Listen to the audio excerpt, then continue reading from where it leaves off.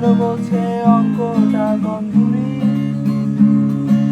ছোটটা বলছে দুধ ছাই নেই তোর দম, ঠাম্মা বলছে আচার গেছে চুরি, পিসি বলছে বকে গেছে হিন্দি ছবি দেখে,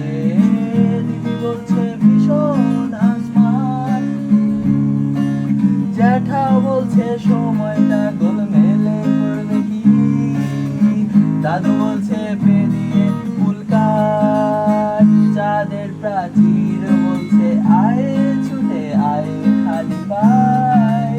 আকাশ বলছে গলা খুলে গা লা লা লা লা, দুপুর বলছে ডান্না পেলে ছাদে গিয়ে উঠে, সবাই যা বলছে ভুলে যা।